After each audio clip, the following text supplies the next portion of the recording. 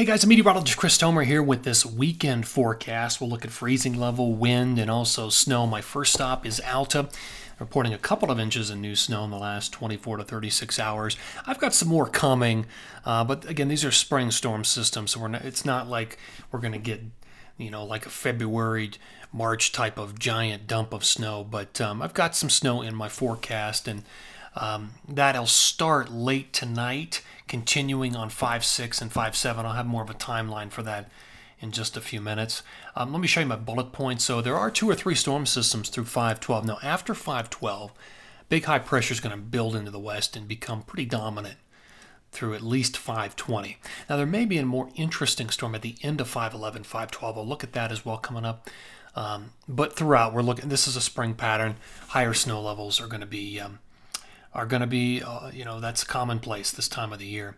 All right, let me go back, and I want to show you my my blog. I wrote about this morning, christomer.com. Weekend update, wind, freezing level, and snow. Take a look at it. My Wasatch snow timeline. So snow comes in overnight tonight into 5-6 and 5-7. Another batch for 5-8. Another batch late on 5-10. Forecast freezing levels, Wasatch daily max and mens. You can see with the next front coming in, it does keep the freezing levels a little bit lower through 5-7, and then they jump up after that. 5-8, 5-9, 5-10, and beyond. We're looking at 10, 11, 12, 13,000 foot freezing levels by day and night. So warmer air is coming. Once we get these fronts out of here, it's going to turn pretty warm. Colorado Central Mountain zones. It's high throughout in Colorado, especially once we get into 5-9, 5-10, and beyond. I mean, 13, 14,000 foot freezing levels during the day, and it's even high at night. All right, let's look at forecast wind gusts. I detailed Quandary Peak, Longs Peak, and Mount Superior in Utah. Longs is really one of the very windiest peaks in Colorado, and it's not looking bad for this time of the year. A little windy on 5-6 Saturday, 45-mile-an-hour gusts, but pretty standard. Mount Superior doesn't look bad, 25 to 30 up on the top there. So forecast pattern. Let me show you these full. Here's the jet on 5-8. There's a low off the west coast. You can see the dip in the jet, and there's moisture already spreading into the interior. Because the jet's open, it's just escorting moisture into Utah, Wyoming, and that's why we're going to see that batch of moisture hit the Wasatch overnight tonight, 5-6 and 5-7. Here's what the jet looks like on 5-10. The low off the west coast now is translated in.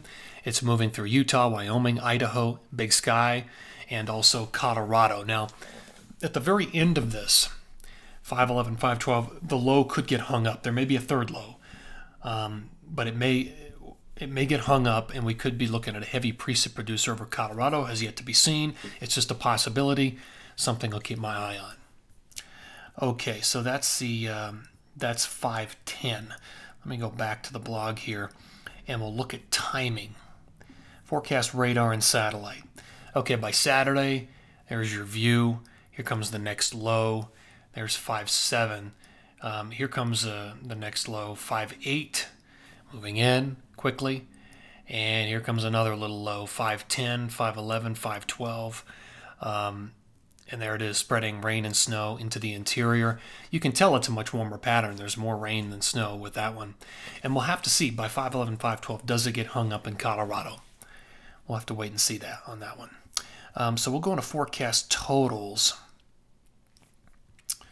Here are my numbers through 5-14, but really the snow goes through 5-11, 5-12. But 5-10, 5-12 in the Wasatch, 5-12 up in the Tetons, maybe a foot in Big Sky, 1-3 in Colorado.